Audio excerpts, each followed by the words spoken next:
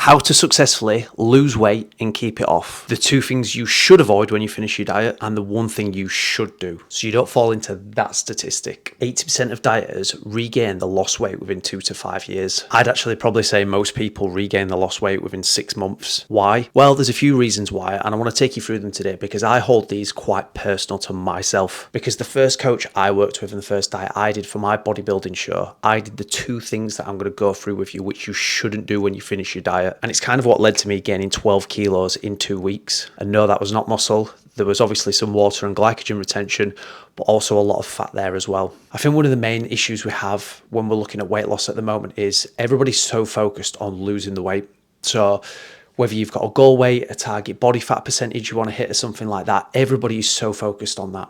And I've done plenty of diets myself. I know how it is. I've experienced that where you're just so excited to hit this goal. You just want to hit this goal. You want to hit this goal. You want to hit this goal. But no one ever thinks what comes after it. Because the likelihood is for most people watching this, like you're probably going to have had, let's say, 10, 20, 30 years of bad habits under your belt. So expecting to undo them within 6 months is very unrealistic, which is why sometimes I'm really a bit hesitant to share some of the short-term transformations I get. Because for some people, it's unrealistic. For some people to hit your target goal weight or your target body fat percentage, it's not going to take you 7 weeks like it did for myself. It's not going to take 10 weeks like it does for some people, or 12 weeks. For some people, it's going to take 12 months. For some people, it's going to take 24 months. And then not only that, when you actually hit this goal, it's not just all of a sudden everything's changed now and that's it, you've hit this goal. You need to understand the new habits and behaviors you need to adopt in order to maintain this weight loss. Otherwise, you're just going to end up back at square one and in this statistic, which is, to look at for somebody who works as an online coach and has worked as a personal trainer. That is a very depressing and sad statistic. So I'm going to go through today 2 things that you shouldn't do and the one thing that you should do. The first one, nothing. And it's actually really, really common. I see people, right, I've hit my weight loss goal, I've hit my target rate of body fat percentage, and they just stop because they don't know what to do next. They can't obviously continue on dieting because they've been dieting for, let's say, the last year, 6 months or whatever it is. So you don't still want to be in a calorie deficit. So all of a sudden they just kind of stop what they were doing. And I'm going to take you through my personal experience of this. So when I did my first bodybuilding shows, so I did 2 of them, I did it for all the wrong reasons. I signed up to a bodybuilding show to get in incredible shape, which is not what your goal should be. Like if you want to compete in bodybuilding, that should be your goal. It shouldn't be something that forces you to get into incredible shape, which is why I'm kind of against a little bit the photo shoots as well. But anyway, back to this. So I signed up to the bodybuilding shows to get into incredible shape. And I worked with an online coach. I'm not going to name who it is because, as much as there were a lot of things I didn't like about his service, there's a lot of things that were good about it as well. So I dieted for around 6 months for my first show. And during that time, it was hell. I'm not going to lie. I was doing cardio 4 or 5 times a week, which was completely unnecessary. I was on a strict food groups. You can only eat these certain foods. There were so many things when I look back at it now, which was just so wrong. But to get stage lean, it is extreme. You do have to do some very, very drastic things. But what happened was, so after I finished my second show, so I did the first show, came second, qualified for the MPA British Finals, competed at the MPA British Finals, and then there was no plan for me afterwards. My coach wasn't the best at checking in, which is not great for an online coach. They should be there for you all the time. But we had no plan for after my show. So I competed at my show. And you imagine at this point, I've probably been dieting for almost about 8 months in a calorie deficit, continuous as well, no diet breaks or anything. The first thing I did was find the nearest restaurant to the show, which was a TGI Fridays. Went there. I think I had like a burger, a milkshake, chips. I think that evening I might have almost been sick. And then what happened was I checked in with my coach the next day, didn't really hear anything back. So obviously the next day I've kind of just eaten everything in sight and then thought to myself, right, well, I'm going to take a week off training. Took a week off training. All of a sudden, 2 weeks later, I was up 12 kilograms. Now, this is quite extreme and this is actually quite common for what used to happen a lot in bodybuilding, where bodybuilders would diet for an extended period of time, do the show, and then just completely let loose afterwards. And it was very common back in the day. Now, fortunately, there's a lot more education around it now, and we're going to come on to some of the things that you should do afterwards.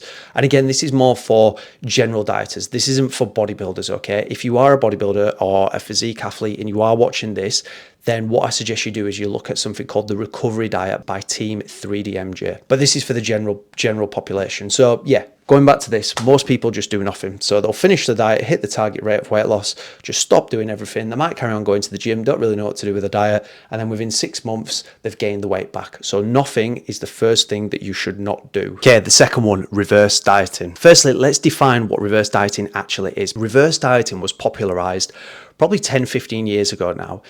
And the idea was that when somebody's finished a period of calorie restriction, so they've done a diet and been in a calorie deficit for a long time, the idea was that you slowly add back calories in order to raise metabolism until we get back to maintenance. So it'll typically look like adding 100 or 150 calories, something like 20 grams and 5 grams of fat every week, something along those lines, or it might be 10 or 15 grams of carbs. Again, it just depends on the protocol that you're using. But let me show you why reverse dieting is completely unnecessary and a waste of time. Okay, let's say this person's been dieting for 5 months and they've started the diet at, let's say, 1800 calories. So month 1, they're on 1800 calories. Month 2, they're on 1800 calories. Let's say they drop down to about 1600 calories in month 3. And then months 4 and 5, they're at 1500 calories, which I guess quite low, but this is just an example that I want to show you. So they've hit their body fat or weight goal. Now, if you was to reverse diet somebody up, what would have to happen is you would slowly increase calories back up to the person's new maintenance, because don't forget as well, we've lost weight, so maintenance is going to be a little bit different. So you would then spend the next, let's say, 4 to 8 weeks slowly adding calories and macros back up. And this process may take longer, but usually I see reverse diets take typically from about 4 to 8 weeks, reversing somebody's calories and macros back up. Now, the issue with that is by doing this, you are still in a calorie deficit. So while it might not be as big a deficit, whereas what you could do is just go back to this person's calorie maintenance, whatever this is now. So rather than slowly just adding these calories back up, coming into what this person's new maintenance is, let's say it's back at 1800 or something, you could instead just go here, boom, and straight to it. And again, it just cuts out all this wasted time here, which again, imagine you've just been dieting for 5 months, you've hit your goal weight, and then somebody says to you, right, okay, we're now going to spend another 4 to 8 weeks or however long you're going to reverse dieting, bringing those calories back up. Or you've got the option of, let's just go straight to your maintenance calories. Now, I think one of the issues is, and where a lot of people go wrong with going back to calorie maintenance, is they don't know how to work out maintenance. So yes, you can use a calorie calculator to work this out, but my preferred method is the 14-day method, where you would track your calories, which you should be doing anyway if you've been doing a weight loss diet, and then you would also track your weekly average weight. Now, depending upon how much weight you've been losing, you should be able to calculate what your maintenance calories are. Now, it is quite a lengthy calculation to do. If you were to just Google though the 14-day calculating your maintenance calories, I'm sure there'll be lots of websites that will come up. If you would like my spreadsheet that I use for this, please shoot me a message on Instagram or email and I'll send you my spreadsheet. I've got absolutely no issues on doing this. Now, the reason why I wanted to bring this up is this is something that I did myself earlier this year. I did a 7-week aggressive fat loss phase. Now, when I say aggressive, I was in a 1.5% deficit, which is aggressive. I went from dieting on 1800 calories for the first couple of weeks, and then I went down to 1500 for the last 4 weeks. In that time, I lost 7 kilos in 7 weeks, which is what I wanted to do. Got down to around 8 to 10% body fat. Now, if I was to reverse diet, it would have taken me probably about another 7 weeks to reverse those calories back up to what my maintenance would be.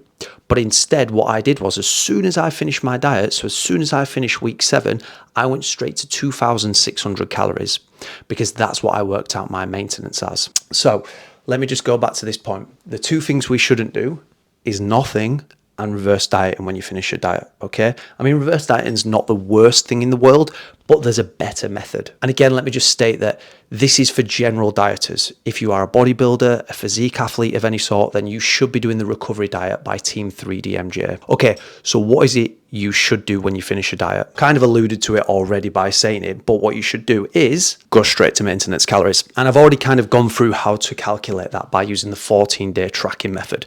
So let me just quickly run through it again. You would be tracking your calories anyway. You would look at the last 2 weeks. So you need your 14-day calorie average. Then you would look at the last 2 weeks rate of weight loss. Let's say you lost half a kilo from the final 2 weeks. From the 14-day calorie average number and from the rate of weight loss from those 2 weeks, you should be able to calculate what your maintenance calories would be.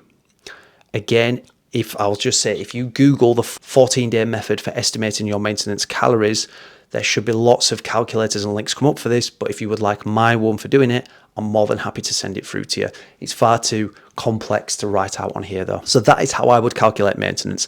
I wouldn't use a calculator for it. Okay, so maintenance. I would do maintenance calories for at least 2 weeks. Once you've done maintenance calories for 2 weeks, you've hit your target body weight, or you've hit your target body fat percentage that you wanted to diet to.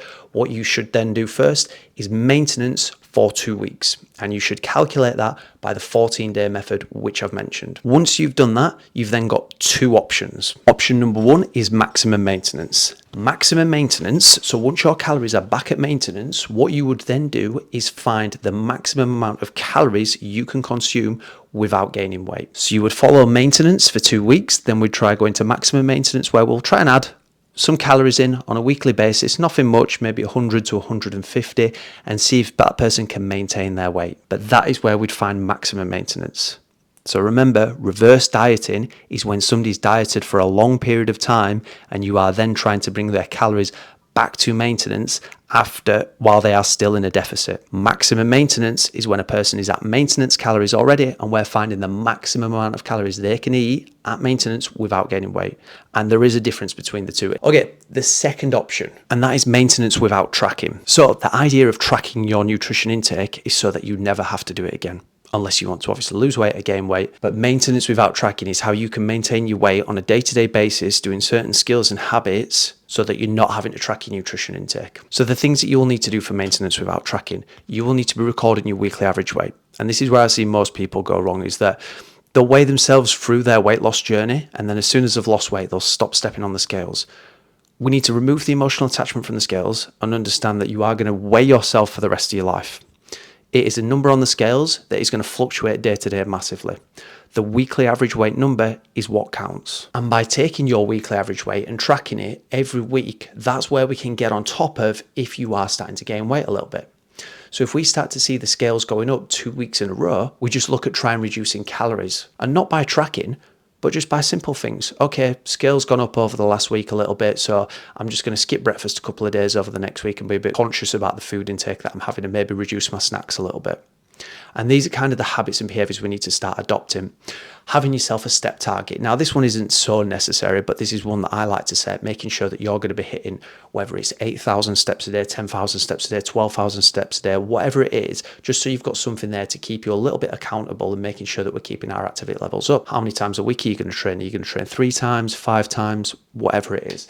There's lots to go through with the maintenance without tracking, but people need to spend time in the maintenance without tracking so that they can understand how to maintain their result. And one thing I should add to this as well is that, and this isn't always the case, that when somebody goes from a period of being in a deficit to maintenance, the likelihood is you are going to see some weight gain, but it will be from glycogen and water retention. So when I did my 7-week aggressive fat loss phase earlier this year, I actually didn't gain any weight, which kind of gives me an indication that I might have set my calories a little bit too low. I actually lost weight a little bit, so I went from 1,500 calories up to 2,600 straight away. But typically what we'll see is that somewhere from usually around a 1 to 3 kilo gain, and that'll be from water and glycogen retention, and that's nothing to worry about. Okay, so we've gone through the 2 things you should avoid once you've finished a diet and hit your target body fat percentage or weight, and we've gone through the 1 thing that you should do, maintenance, and then going into either maintenance without tracking or maximum maintenance. The last thing you could also do as well is if you've done a fat loss phase and then you're wanting to build muscle, you could actually also go into a muscle gaining phase. And I'd argue that if you've dieted down as a male to somewhere between 10 to 12% body fat, you're probably putting yourself in a great position to do a muscle gaining phase. So you should take full advantage of doing that. But that's a video for another time. All right, I hope that's been helpful. Obviously, if you do have any questions or anything like that, please add it in the comments below.